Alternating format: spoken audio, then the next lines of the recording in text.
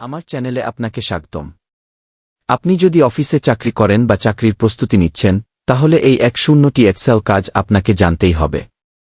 এক্সেলে যোগ করার নিয়ম।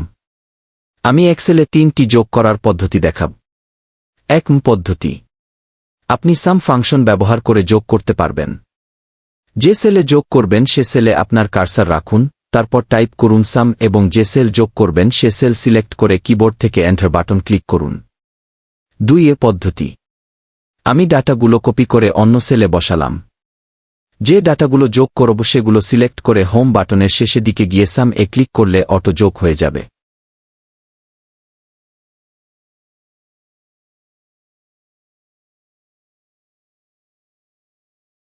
3 পদ্ধতি। এটা হলো যোগ করার শর্টকাট পদ্ধতি। আপনি চাইলে এই পদ্ধতি ব্যবহার করে এক ক্লিকে অনেকগুলো ডাটা যোগ করতে পারবেন। যে ঘরে যোগফল হবে সে ঘরে কার্সার রাখুন। তারপর কিবোর্ড থেকে অল্ট চেপে ধরে ক্লিক করুন। এরপর এন্টার দিন। এটা হলো যোগ করার খুব সহজ পদ্ধতি।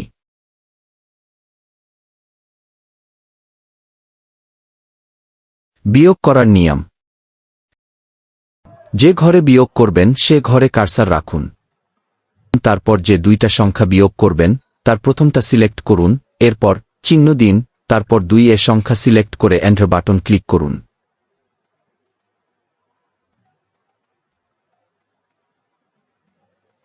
গুণ করার নিয়ম।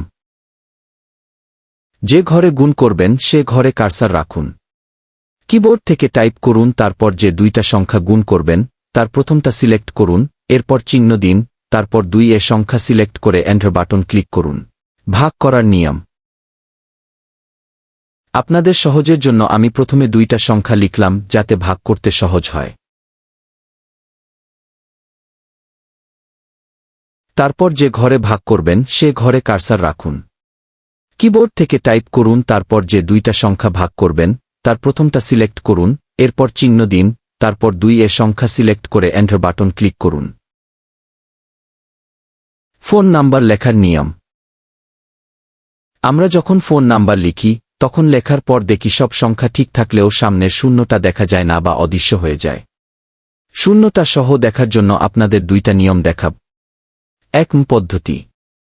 আপনি যদি একটি ঘরের জন্য ফোন নাম্বার লিখতে চান, তাহলে শুধু একটি ঘর সিলেক্ট করে মাউসের রাইট বাটন ক্লিক করে ফরম্যাট সেলস ক্লিক করুন।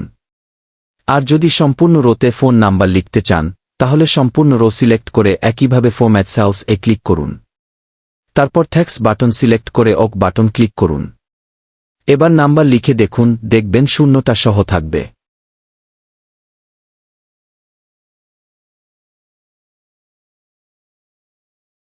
2 পদ্ধতি। আবারও সম্পূর্ণ রো সিলেক্ট করে ফরম্যাট সেলস ক্লিক করুন। তারপর কাস্টম বা জেনারেল সিলেক্ট করে 11টা শূন্য দিন, তারপর ওক বাটন ক্লিক করুন।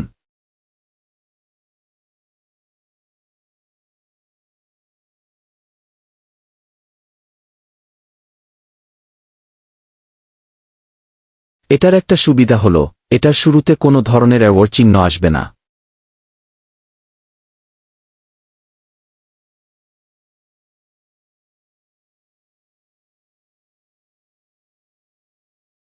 কলামে কিভাবে লাইন ঠিক রাখবেন। আমরা কোনো কিছু লেখার সময় দেখি কিছু লিখতে গেলে প্রয়োজনীয় অংশটুকুর বাইরে লেখা চলে যায়। এইগুলো বিভিন্নভাবে আপনি ঠিক করতে পারবেন। যেমন মাউসের কার্সার টেনে ঠিক করা, ডাবল ক্লিক করা, ওয়ার্প টেক্সট ব্যবহার করা। আর আপনি যদি চান লেখাটা একটার পর একটা আসবে, তখন কিবোর্ড থেকে অল্ট চেপে ধরে এন্টার দিবেন। তখন লেখাগুলো একটার পর একটা চলে আসবে।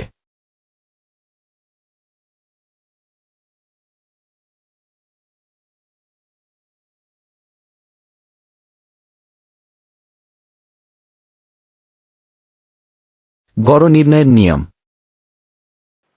আমি 2টা পদ্ধতি দেখাব গড় নির্ণয় করার। 1 পদ্ধতি। যে ঘরে গড় করবেন সে ঘরে কার্সার রাখুন। কিবোর্ড থেকে টাইপ করুন এভারেজ, তারপর যে সংখ্যাগুলোর গড় করবেন সেগুলো সিলেক্ট করে এন্টার বাটন ক্লিক করুন।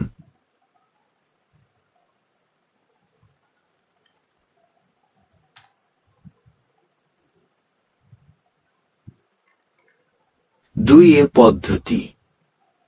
সবগুলো ডাটা সিলেক্ট করে হোম বাটনের শেষে গিয়ে অ্যাভারেজ এ ক্লিক করলেই গড় নির্ণয় হয়ে যাবে।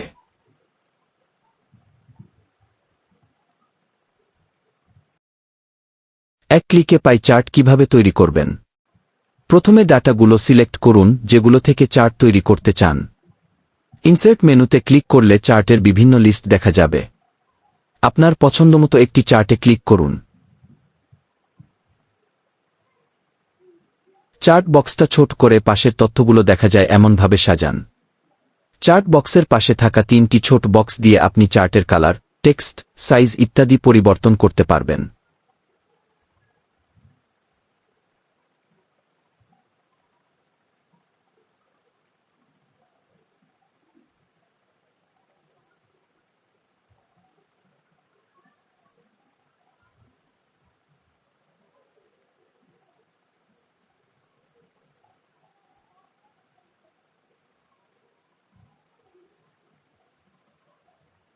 কিভাবে সিরিয়াল নাম্বার লিখবেন?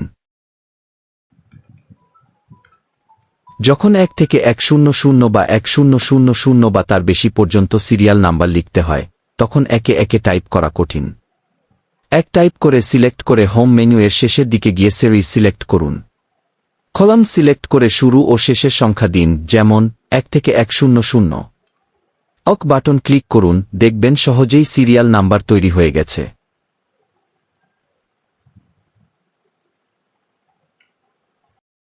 দিন, মাস ক্রমিক লেখার নিয়ম। সংখ্যা হলে 1 এবং 2 লিখে সিলেক্ট করে মাউস দিয়ে টেনে আনলে হবে।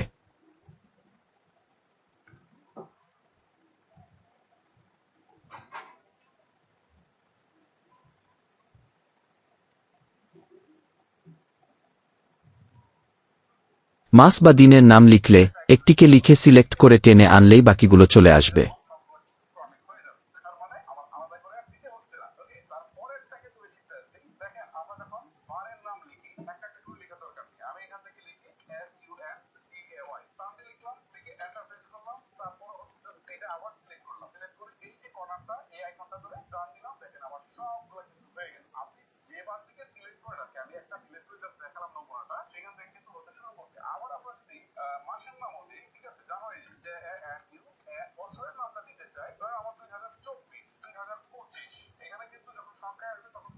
দ্রষ্টব্য: সংখ্যা হলে 2টি লিখতে হয়, শব্দ হলে একটি লিখলেই হয়।